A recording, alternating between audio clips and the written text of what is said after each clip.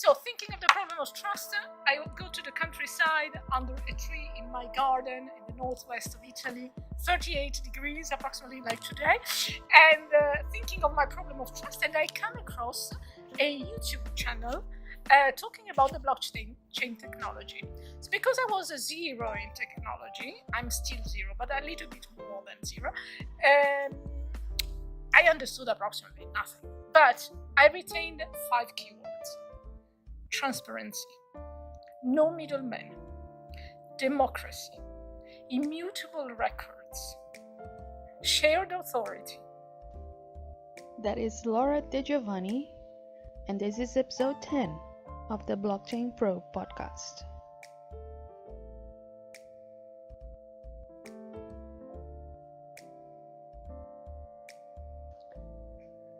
Hello and welcome to episode 10 of the Blockchain Pro podcast. I'm Adriana Bellotti, and today's guest is Laura Degiovanni. Laura is the founder of TQ, and I met her at the Imperial College in London last July. She was about to host her first Trustless Ecosystems meetup. And being a meetup organizer myself, I was really pleased to be there to be a part of her first event. This interview is short in time because it was right before the meetup and she had a lot of things to do. But like most Italians, Laura speaks really fast. So I think we managed to cram the same amount of information of a longer episode into about 15 minutes. So here we go. Let's hear from Laura.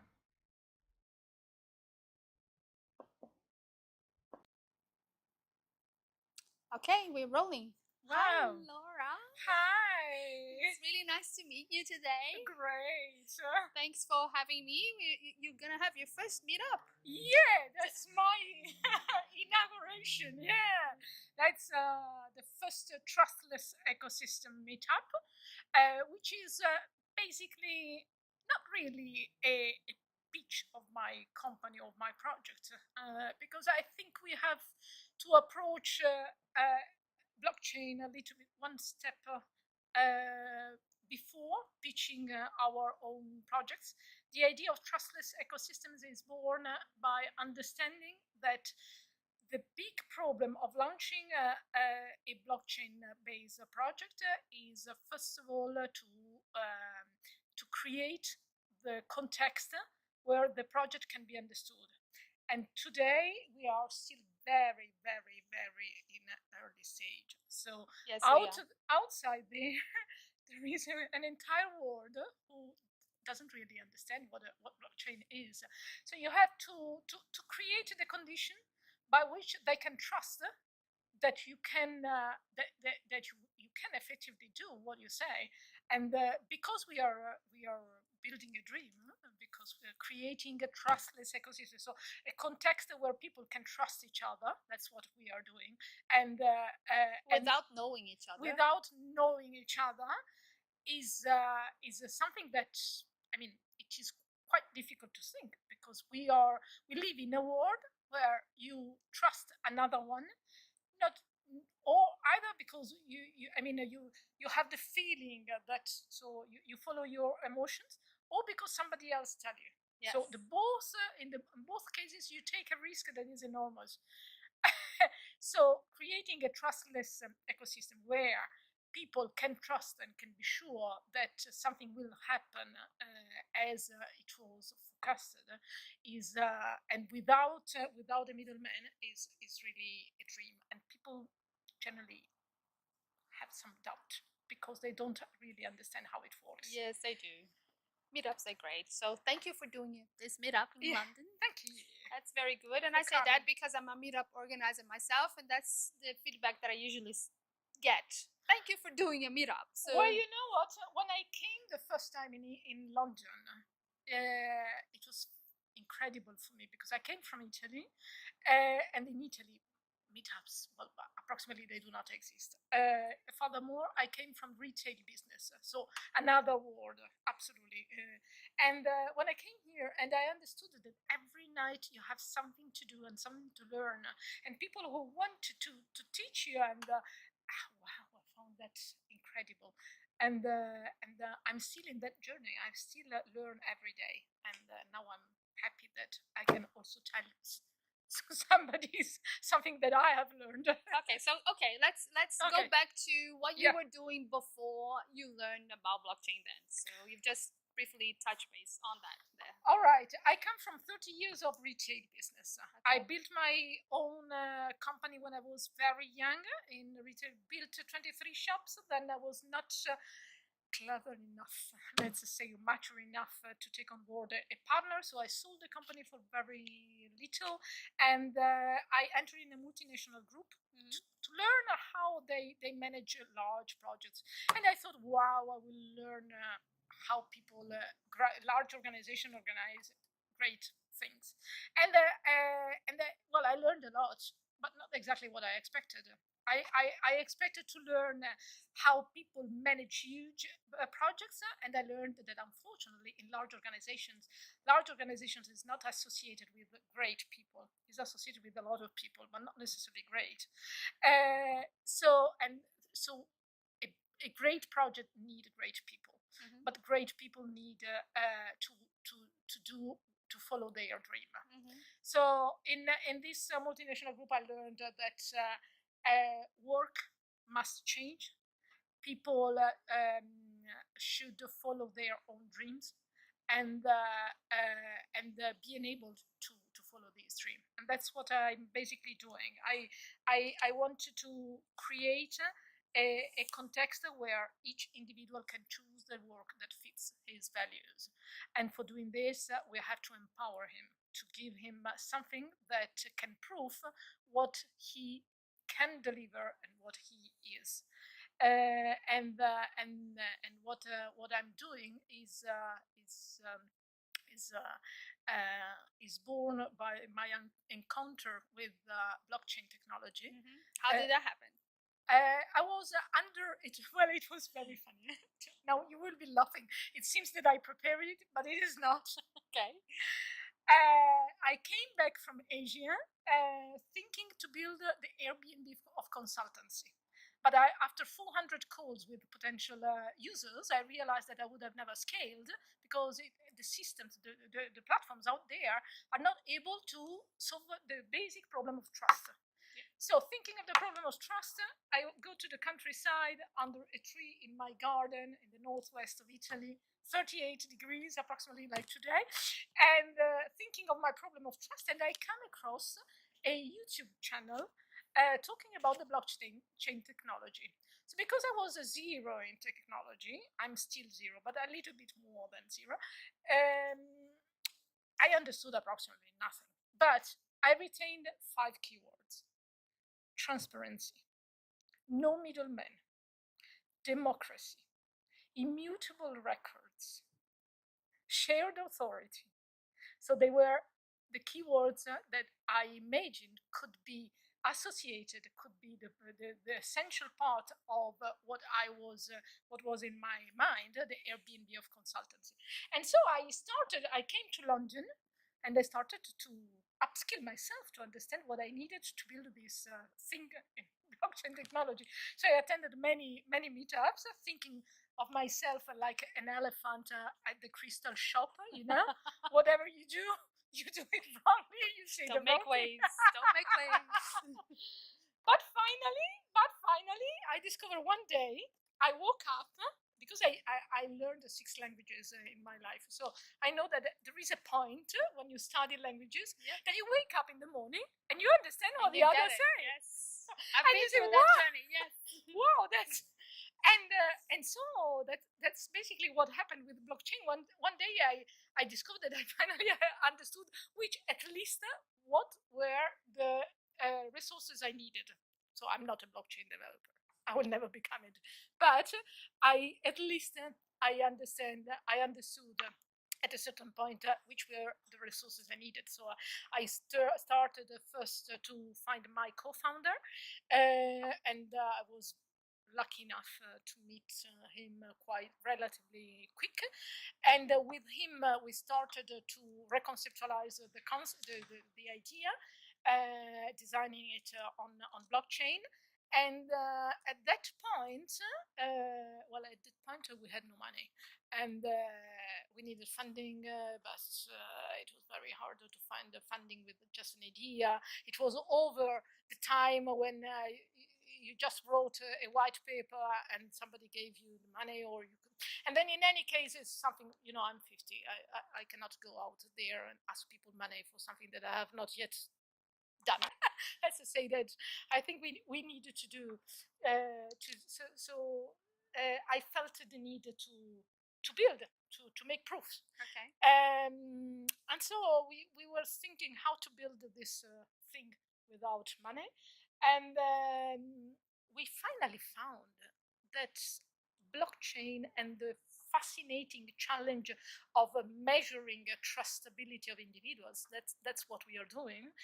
The score that is derived from verified facts collected in the professional passport named TQ is a score like the credit score, basically, that measures at which degree I can trust you for that you will deliver, or that you are what you say you are. Okay. So the credit score tells me if I can borrow you, if I can lend you the money, you will give me back that money. The trust score tells you if you will deliver what you say. Thinking of how to build it without money, we discovered that the subject was so fascinating and the technology was so incredibly involving that people wanted to work and accepted to work against Q, our native currency. Mm-hmm. And so we agreed with our team that they would have been paid in Q, so they would have been able to remunerate their work after their ICO, mm-hmm. and we built our alpha.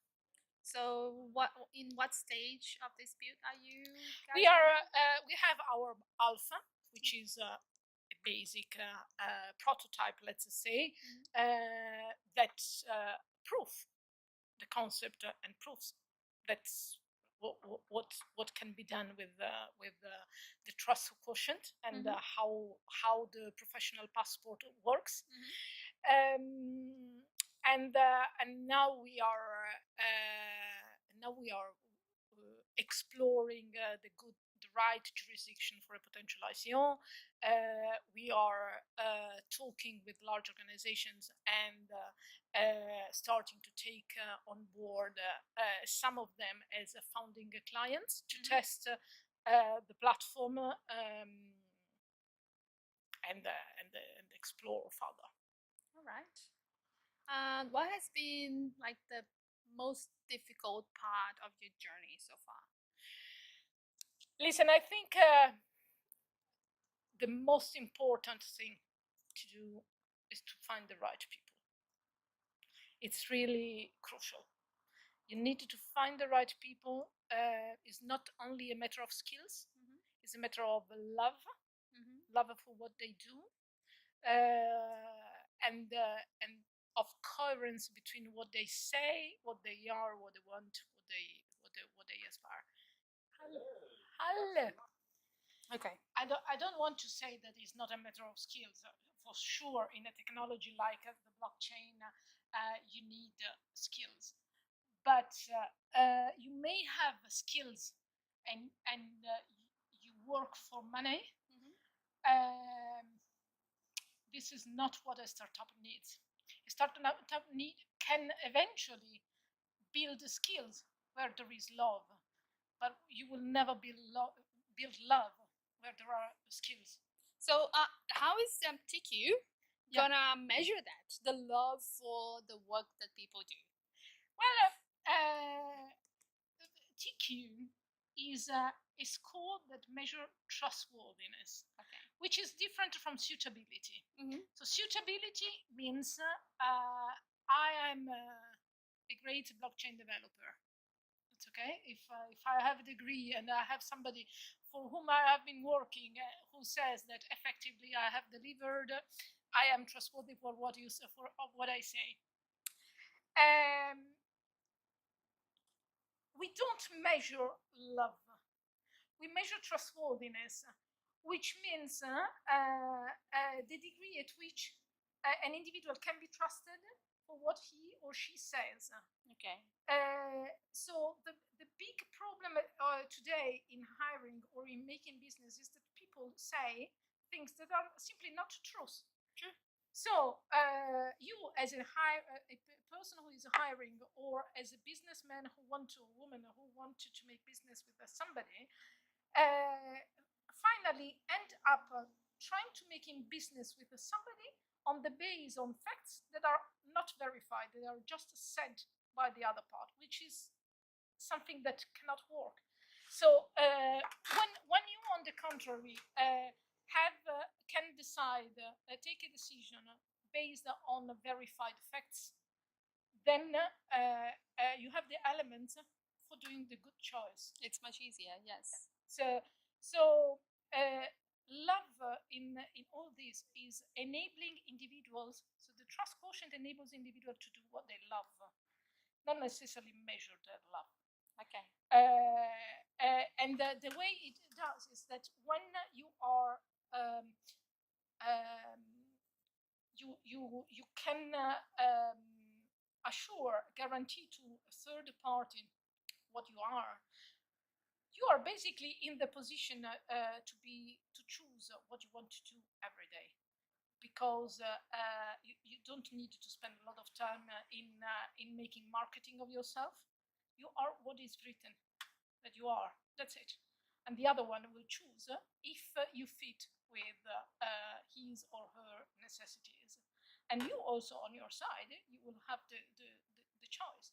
What we believe in TQ is a future of accountable and responsible individuals. So when the individual builds his own trustworthiness and he is trustworthy, then he is capable to deliver what the other one wants and basically contribute to the good of the wholeness. That sounds very interesting. On that note, any final words of wisdom for anyone out there wanting to come into blockchain? And the big promise of blockchain is trustlessness. And trustlessness is a context where A and B don't need to trust each other, because the context itself guarantees that what is promised will happen. So if you are open enough to accept the condition of this promise, then you are in the position to build another world, a world where nobody needed to ask to the other one, can I trust that individual? And this is the very big dream of blockchain, is giving freedom to people to be what they are. That's beautiful. Good luck with your first meetup. Thank you. Thank you so much for talking to us today, and hopefully we'll see TQ in Sydney sometime. Absolutely, yes. With great pleasure. That was Laura Degiovanni. Laura is the type of person that finds a topic of interest and really dives into it. Her meetup is growing every month, and she's generating a lot of great conversations about trust, ethics, and how to use technology to create a better society, which is, in my opinion, a very, very important issue. This is the last of my pre-recorded episodes, and the challenge that I set for myself now is to record and release every episode within the same week or maybe 2 weeks period.